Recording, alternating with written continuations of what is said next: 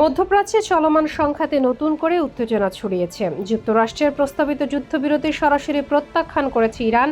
একই সঙ্গে শীর্ষ নেতাদের হত্যার দাবি ঘিরে তৈরি হয়েছে নতুন বিতর্ক।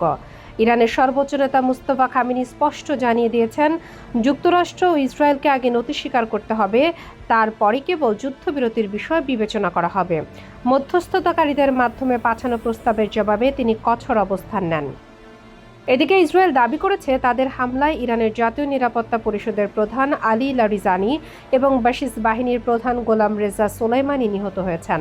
তবে তেহরান এই দাবি প্রত্যাখ্যান করেছে। ইরানি কর্মকর্তারা জানিয়েছেন এই বিষয়ে নিশ্চিত হওয়ার জন্য অপেক্ষা করতে হবে এবং লারিজানি শীঘ্রই জনসম্মুখে আসবেন বলেও ইঙ্গিত দেওয়া হয়েছে।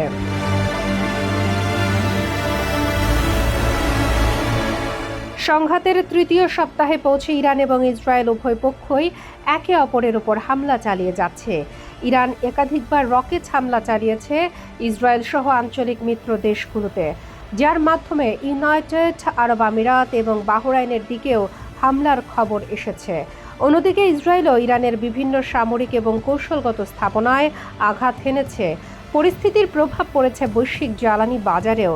গুরুত্বপূর্ণ জলপথ স্ট্রেইট অফ হরমুজ কার্যত অচল হয়ে পড়েছে, যা বিশ্ব তেল সরবরাহে বড় ধরনের ঝুঁকি তৈরি করছে।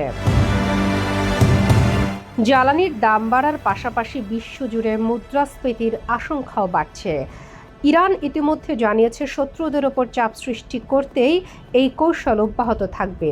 বিশ্ব খাদ্য কর্মসূচি সতর্ক করে বলেছে, এই যুদ্ধ দীর্ঘায়িত হলে কয়েক কোটি মানুষ তীব্র খাদ্য সংকটে পড়তে পারে। ইতিমধ্যে হাজার হাজার মানুষের প্রাণহানির খবর পাওয়া গেছে।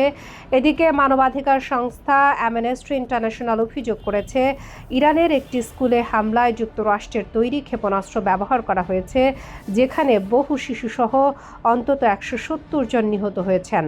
সংস্থাটি একে আন্তর্জাতিক মানবিক আইনের গুরুতর লঙ্ঘন হিসেবে উল্লেখ করেছেন।